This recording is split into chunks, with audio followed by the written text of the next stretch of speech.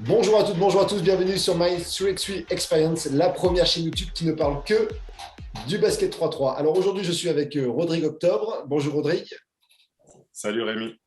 Alors Rodrigue, il est dirigeant d'une association qui s'occupe de l'organisation de tournois 3-3, pardon, et il est aussi officiel marqueur 3-3. Donc c'est un profil que on découvre aujourd'hui sur la chaîne YouTube. Et donc, un petit peu, il va nous faire découvrir pendant deux, voire trois parties son univers, que ce soit à Paris sur son association ou alors pendant ses vacances d'été, on va dire, sur les tournois de 3-3 en tant qu'officiel. Voilà, alors Rodrigue, la première question, peux-tu te présenter un petit peu pour tout le monde? Alors oui, salut Rémi, donc Rodrigue Octobre, 40 ans, professeur d'économie-gestion dans la vie et coordonnateur d'événements de mon association Sport Event Corporation, première association 100% basket 3x3 en Île-de-France, affiliée à la Fédération française de basket.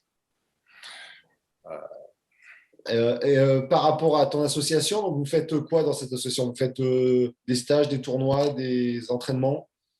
Alors, nous, on fait uniquement l'organisation de tournois homologués FFBB et homologués FIBA 3x3. Les tournois se passent en général dans la Seine-Saint-Denis. Après, D'accord. on s'est élargi un petit peu à l'Île-de-France.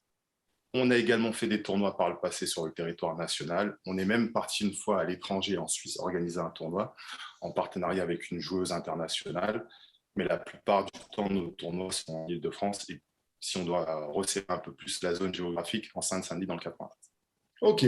Alors, quel est un petit peu ton parcours, toi, dans le basket? 5-5 et 3-3, alors, comment tu as commencé le basket, toi? Alors, je vais effectivement scinder mon parcours en deux parties. Le basket 5 contre 5, je l'ai commencé dans la rue à l'âge de mes 10 ans. Ensuite, j'ai intégré mon premier club en minime, en première année minime, à Stein, c'était le club de ma ville, D'accord. en département. Rapidement après, j'ai évolué au Paris Université Club en cadet, où j'ai été champion de France, champion d'Île-de-France cadet, première division. Ensuite, je suis parti au centre de formation de Maurienne en Savoie, en Espoir Pro D'accord. B, où je joue avec les Espoirs Pro B, l'équipe 2 en pré-national et entraînement avec les pros. Ensuite, je suis parti en National 2 à Longo, en Picardie. National 2 au Mets-sur-Seine. Ensuite, à Épinal, en pré-national, où j'ai passé des diplômes d'entraîneur jusqu'à mon entraîneur région. D'accord. Ensuite, National 3 Dijon et National 3 Sarcelles. D'accord. Donc, tu as quand même pas mal voyagé. Ouais, pas mal. J'ai même joué une année à l'île de la Réunion, pour te dire. D'accord. Voilà. En parallèle de ça, j'ai également coaché aussi. J'ai coaché des filles du niveau départemental jusqu'à la nationale 3. Mhm. Voilà pour mon parcours 5 contre 5. Et puis, le parcours de basketteur 3x3, il est particulier, puisque moi, j'ai commencé dans les débuts des années 90. Et ma première expérience marquante, c'est en 97, quand j'ai fait les championnats du monde de l'Adidas Streetball Challenge en Italie. C'était quelque chose de magnifique. Aujourd'hui encore, j'en ai des étoiles plein les yeux. Le parrain de cet événement à l'époque, c'était Kobe Bryant, donc que j'ai pu croiser là-bas. C'était Mhm. un championnat du monde organisé par Adidas avec 34 pays. C'était incroyable. Donc ça, c'est ma première vraie expérience. Ensuite, en 2003, j'ai fait les championnats du monde en Italie à Cahors. En fin de compte, la FIBA, associée avec une association qui s'appelle Showtime, a organisé de 2003 à 2008 de mémoire une succession de championnats du monde. Et donc, celui de 2003 était le premier test.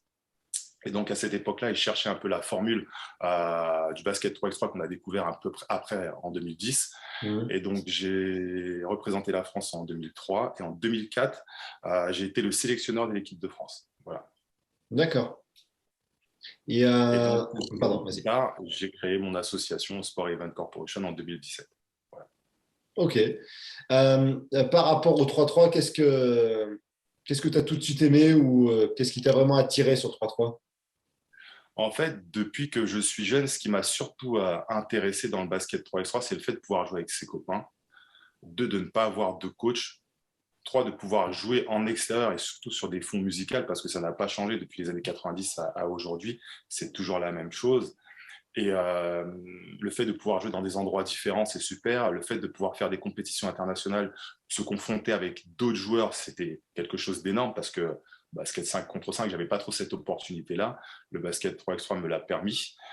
Et puis aujourd'hui, avec tout ce que j'ai pu vivre en tant que joueur, je me suis dit qu'il était temps de pouvoir redonner un peu à tout ce que j'avais pu vivre à la jeune nouvelle génération. Et donc, mon objectif, c'est de pouvoir faire un maximum de tournois et que les jeunes puissent justement évoluer dans le basket 3x3, grandir et pourquoi pas eux aussi derrière faire des compétitions internationales.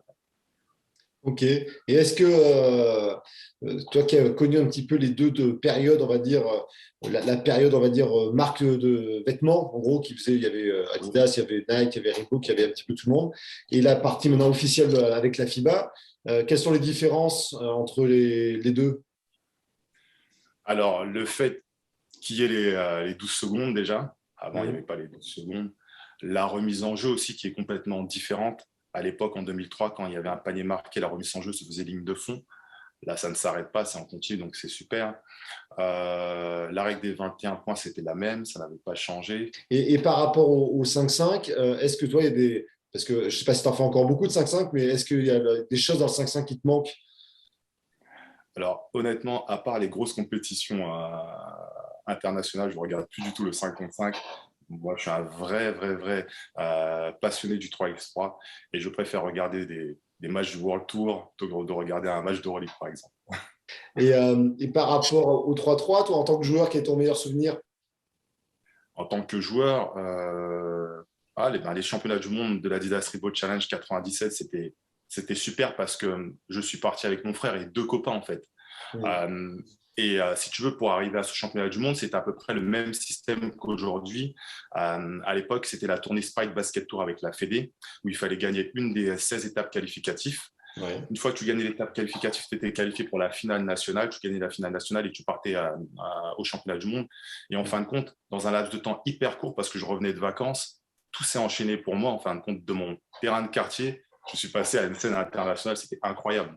Incroyable, incroyable. Et le fait de pouvoir représenter la France, il n'y a même pas de mots, Ouais. c'était magique. C'était magique. Et ton pire souvenir en tant que joueur, 3-3? C'est encore un souvenir qui date aussi, on va dire 98. Il y a très peu d'images de cette période-là, mais il y a aussi la finale nationale, pareil, puisqu'en 98, normalement, les vainqueurs partaient faire les championnats du monde en Australie. Et Hmm. là, on se retrouve en finale. Et la finale, on la perd, alors qu'on aurait aimé faire le back-to-back. La finale, on la perd sur le terrain. Sauf qu'une heure après, quand je rentre chez moi, j'ai à l'époque je sais plus, le responsable de Adidas qui appelle ma mère et qui lui explique que finalement, c'est nous qui allons représenter la France, puisque l'équipe qui nous a battus en finale, en fin de compte, avait triché et avait joué sous le nom d'une autre équipe, en fait. Ils avaient perdu D'accord. et ils ont joué sous le nom d'une autre équipe pour pouvoir continuer la compétition. Donc, ça m'a dérangé d'avoir perdu sur le terrain, même si dans les faits, on a gagné plus tard. Bon, on aurait aimé montrer qu'on a gagné devant tout le monde. C'est comme ça. Et vous êtes allé en Australie C'est alors? un film beau. Et vous êtes allé en Australie? Alors finalement, non, parce qu'après, Adidas a annulé sa tournée. Et ce qui a été intéressant, c'est qu'on a eu le lot des vainqueurs. En fin de compte, on est parti aux États-Unis, tout frais payé pendant 4 jours. Et là, j'ai pu assister à 2 matchs NBA. À l'époque, c'était New Jersey, New York à New Jersey et New York, Denver au Madison Square Garden. Incroyable, incroyable. Ok. C'était top. Et alors, au niveau post-joueur, ton meilleur souvenir 3-3 et ton pire? Le meilleur, on va dire, l'Europe Cup, c'est incroyable. Il y avait une ambiance, waouh, grandiose. Et puis mon pire souvenir, c'est le premier tournoi qu'on a organisé avec notre association à La Courneuve, qui a été un flop total, avec 4 équipes. C'était dur à vivre, dur à vivre, mais bon, il fallait passer par là. Aujourd'hui, tout se passe bien, mais le premier tournoi, il a été très difficile, très difficile. Ok, bah écoute Rodrigue, merci pour cette première partie. Nous, on se retrouve la semaine prochaine pour la deuxième partie où tu vas vraiment rentrer dans les détails par rapport à Sport Event Corporation et en tant qu'officiel 3-3. Donc, merci à vous de nous avoir suivis. Je vous dis à la semaine prochaine et n'oubliez pas de liker, de vous abonner, de partager. À bientôt, salut à tous.